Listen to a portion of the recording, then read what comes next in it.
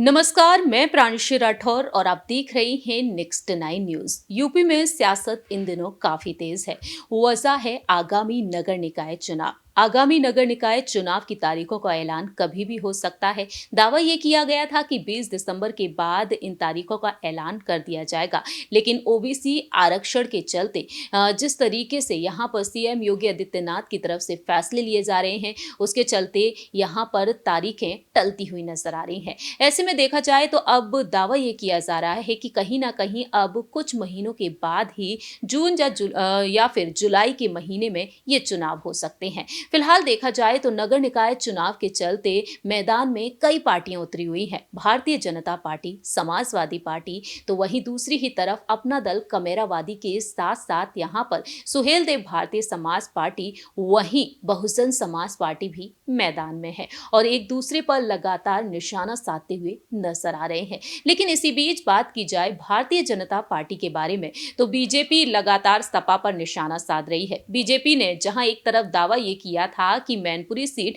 जो सपा संरक्षक मुलायम सिंह यादव जी के जाने के बाद खाली हो चुकी है, उस सीट पर अब जीत हासिल करेगी बीजेपी और कमल खिलेगा। साथ ही साथ रामपुर और खतौली को लेकर भी यही दावा किया गया। हालांकि ऐसा हुआ नहीं। मैनपुरी में डिंपल यादव ने ऐतिहासिक जीत दर्ज की, खतौली में रालोद ने, वहीं दूसरी ही तरफ रामपुर में बीजेपी जीत हासिल करती हुई नजर आई। लेकिन अब देखा जाए तो यहां पर समाजवादी पार्टी को झटका देने के लिए एक बार फिर से केशव प्रसाद मौर्य आगे आ चुके हैं। बार बार वह तंज कस रहे हैं। यहां पर चाचा और भतीजे की एकजुटता पर भी उन्होंने अपनी बात रखी। चाचा शिवपाल सिंह यादव को लेकर उन्होंने कहा कि अगर चुनावी नेता होंगे तो वह ठगे जाएंगे, और दूसरी ही तरफ उन्होंने यह कहा कि सुनने में यह आ रहा है कि अध्यक्ष पद उन्हें दिया जा सकता है, लेकिन अखिलेश यादव ने तो अध्यक्ष पद अपने पिता से लिया था, उन्हें भी वापस नहीं दिया। इस तरीके से यहाँ पर तंज कसते हुए देखे जा रहे हैं। लेकिन इसी बीच यहाँ पर कहीं ना कहीं सपा में टूट भी देखने को मिल सकती है। ऐसा हम क्यों कह रहे हैं? दरअसल आपको बता दें कि इस वक्त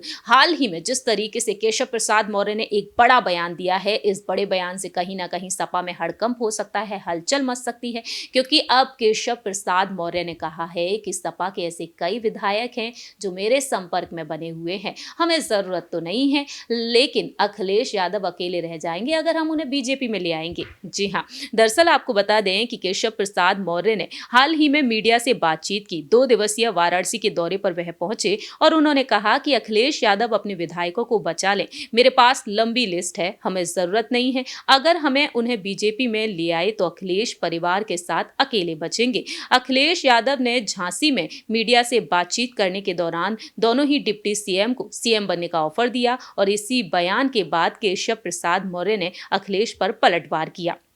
उन्होंने कहा कि अखिलेश यादव सत्ता में नहीं है, इसलिए वह बेचैन है, तिलमिला रहे हैं, उन्हें पता है कि सत्ता में नहीं है और ना ही वह सत्ता में आने वाले हैं। उनके बयानों की लोग हंसी उड़ाते हैं। वह जानते हैं कि भाजपा के 2 मजबूत पिलर हैं, चाहे केशव प्रसाद मौर्य हों या फिर ब्रजेश पाठक हों, इसलिए उन्हें ऐसे सपने आते हैं। इस तरह से उन्होंने अपनी बात रखी है और केशव प्रसाद मौर्य साफ तौर पर कह चुके हैं कि सपा के कई विधायक उनके संपर्क में बने हुए हैं। मालूम हो कि नेताजी के चले जाने के बाद सपा के कुछ विधायक बसपा में शामिल हो गए और अब यहां पर बीजेपी में शामिल होने के चांसेस बताए जा रहे हैं। केशव प्रसाद मौर्य ने तो शिवपाल यादव को लेकर भी यही कहा था कि वह बीजेपी में आए तो बहुत ही अच्छा होगा, उनका स्वागत है। तो इस तरह से केशव प्रसाद मौर्य सपा को कमजोर पड़वाने की पूरी कोशिश करते हुए देखे जा रहे। देखना यह दिलचस्प होगा कि अखिलेश यादव और शिवपाल यादव की रणनीतियां आगे क्या कुछ नजर आती हैं। फिलहाल हमारी इस रिपोर्ट में इतना ही। बाकी की तमाम अपडेट्स के लिए आप देखते रहिए नेक्स्ट 9 न्यूज।